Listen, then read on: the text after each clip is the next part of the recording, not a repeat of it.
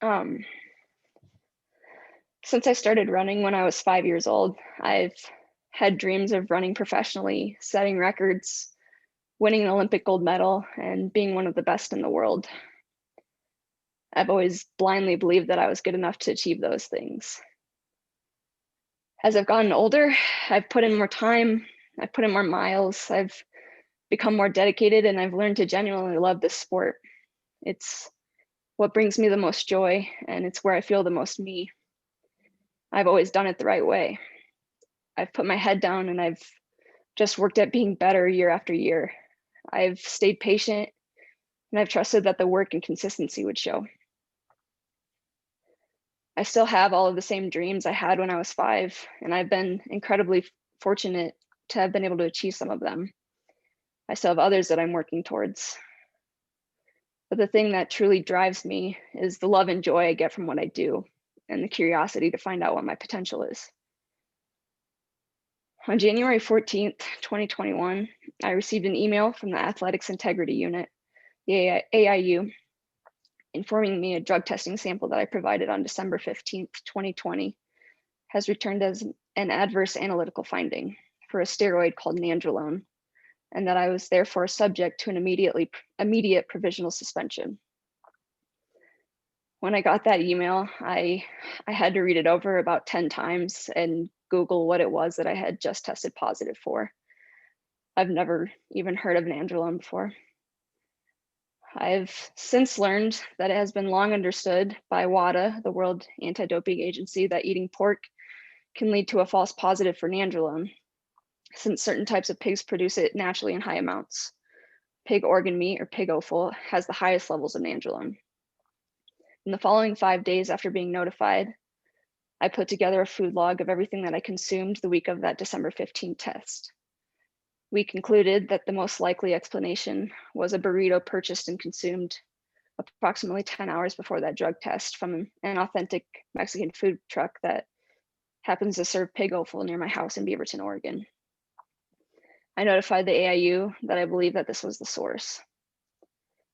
Although my levels were consistent with those of subjects in studies who were tested 10 hours after eating the source, and WADA technical guidelines require the lab to consider it when analyzing Nandrolone, the lab never accounted for this possibility. They could have reported this as an atypical finding and followed up with further testing. The anti-doping experts I've reached out to say that they should have. I did everything I could to prove my innocence. I passed a polygraph test. I had my hair sampled by one of the world's foremost toxicologists. WADA agreed that test proved that there was no buildup of this substance in my body, which there would have been if I had been taking it regularly. Nothing moved the lab from their initial snap decision. Instead, they simply concluded that I was a cheater and that a steroid was ingested orally, but not regularly. I believe my explanation fits the facts much better because it's true. I also believed it was dismissed without proper due process. On June 11th, I received the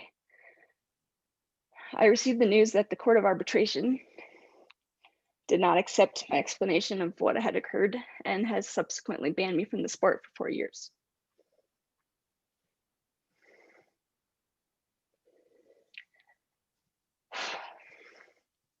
I feel completely devastated, lost, broken, angry, confused, and betrayed by the very sport that I've loved and poured myself into just to see how good I was.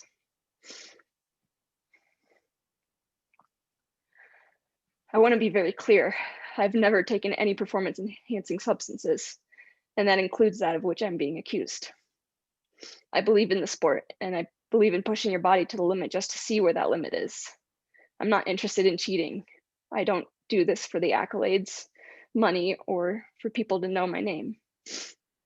I do this because I love it. I have so much fun doing it, and it's always the best part of my day.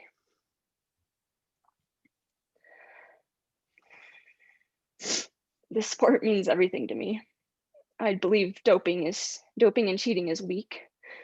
It shows a a disbelief in yourself and not only shames you, but also shows a complete disregard for people that support you. I would never disrespect the sport, my competitors, my teammates, my coaches, my family, my fans, or myself in this way. I love and respect this sport too much. The drive that keeps me going is the curiosity to know how far I can push my natural limits and reach my potential. I've always wanted to be able to stand at the top of the Olympic podium with a gold medal around my neck, knowing that I did that. Now I'm not sure that I'll ever get the opportunity to truly pursue that dream. I'm going to continue to fight to prove my innocence. I will not sit down and accept a 4-year ban for something that I did not and I would never do. I absolutely respect and wholeheartedly support the fight to catch athletes who disrespect the sport by cheating and doping, but I'm not one of them. In the meantime, I ask for respect and privacy while I continue to navigate this stressful time. As devastating as this experience has been, I feel very fortunate to have such an amazing group of people that have been fighting alongside me and supporting me throughout this nightmare. Thanks.